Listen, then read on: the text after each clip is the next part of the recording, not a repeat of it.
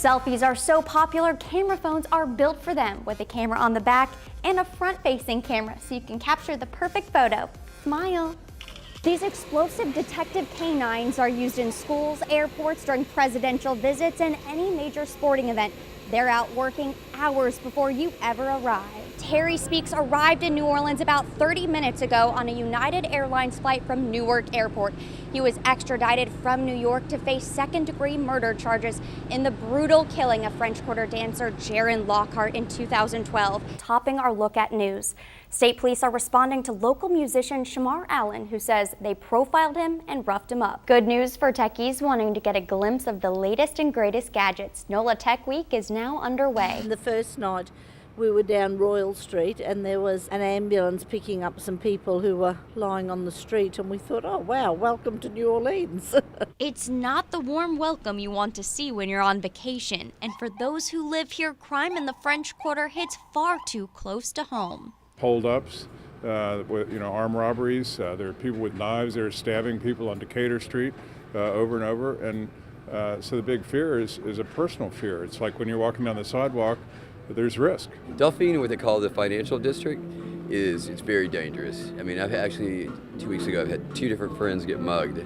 With the departure of 32 state troopers who were temporarily assigned to patrol the French Quarter at night, fear has turned to frustration. Especially after 9 o'clock at night, it's a big risk, and the police should be out here, and they're just not. I don't know where they are, but they're not out here.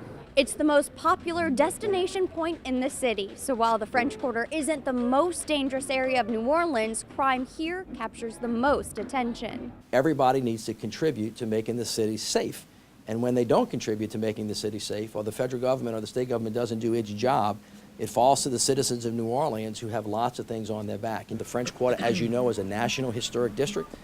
I shouldn't have to remind you that National Historic Districts, especially the Mall in Washington, D.C., also has a bevy of interior police officers. We're going to get past this particular issue. I happen to think it relates to manpower. With no more additional state troopers and an understaffed police force, concerns that the community is underserved are rising. The New Orleans police, you don't see any of them. You never see them anywhere. I don't think we've seen police at all. Have we, Steve? We haven't seen police at all. I haven't seen them. No, not at all.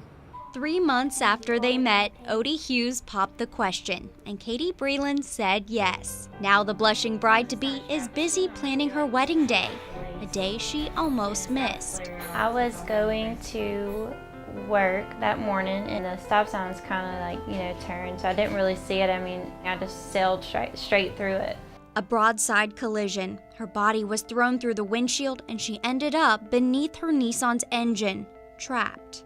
I didn't know if I was gonna live or die. I heard everybody around in the background, running around the car, and then I heard somebody say that the girl in the car didn't make it. Let's go check on the other guy. I was trying to scream to them to tell them that I was, still alive.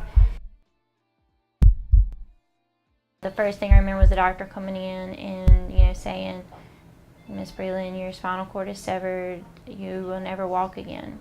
But even as doctors questioned whether she'd ever again gain use of her legs, Katie Breland said yes. So many people that are in wheelchairs, they're content with being in wheelchairs because somebody told them the prognosis was that they would always be in a wheelchair. You can't be content with being in it. After 9 hours of back surgery, doctors learned what Katie seemed to know all along. Her spinal cord wasn't severed, which meant anything was possible. I was an athlete. I played basketball, I played every sport you can think of. So I was used to being dedicated to working out. This is a whole different ball game. This isn't just, I want to make my legs more toned, so I'm going to go and do squats. This is, I'm going to work my legs and work my legs and work my legs, and they may not move at all. But she never gave up. She began working with Mike Barwis in Michigan, and when asked to be part of the Discovery Channel show American Muscle, Katie Breland said yes. When you think that you absolutely have hit the brick wall, I mean, there's nothing that you have left. You absolutely cannot take another step. It is physically impossible. You know, he just finds a way to dig down just so deep to places that you never knew existed. One step at a time, one day at a time, Katie comes closer to her goal, and come wedding day, she'll be supported by love. When I walk down the aisle to get married, I will have Mike from Michigan from the show. He'll be on my left side, and then my dad will be on my right side. So I'll walk with both of them down the aisle. I hope that it will inspire girls that are in wheelchairs that are struggling with that. You know, it's not going to be your dream wedding that you had pictured your whole life. It'll be even more special, you know, because you're taking that chance. You know, I mean, I could walk down the aisle and fall flat on my face. I don't know. You know, it's a huge chance to take, but I think it's a good one. No, it's not a challenge for the faint of heart, but her heart's been tested before. So Katie Breland said yes. Yes to life, yes to love, yes to learning just how far she can go.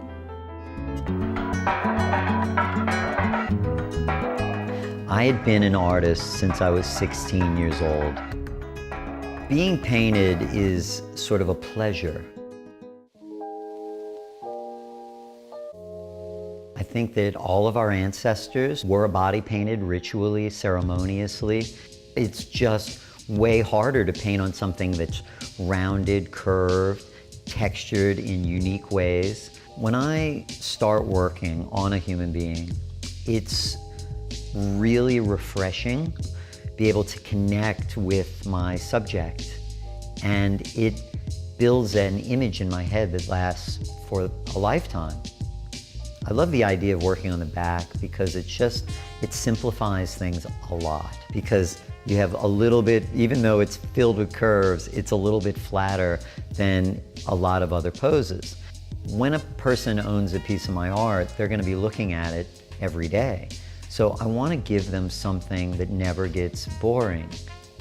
I've watched in the last 12, 15 years body painting grow, and it continues to grow and grow, and I don't see it stopping. I see it as an art form that will be taught in art school within the next 5 years, and within the next 10 years, it'll be more and more understood and appreciated by the collectors of art and appreciators of art.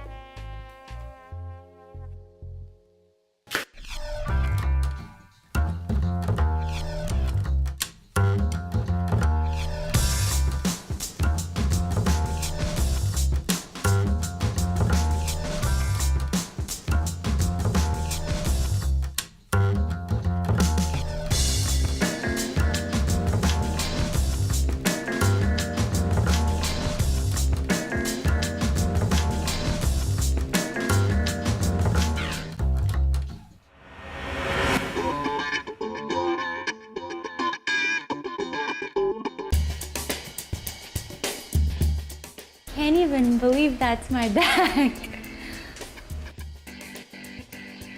It's absolutely incredible to see the finished product after all of the long hours of sitting and the painting, and Craig put so much work into it.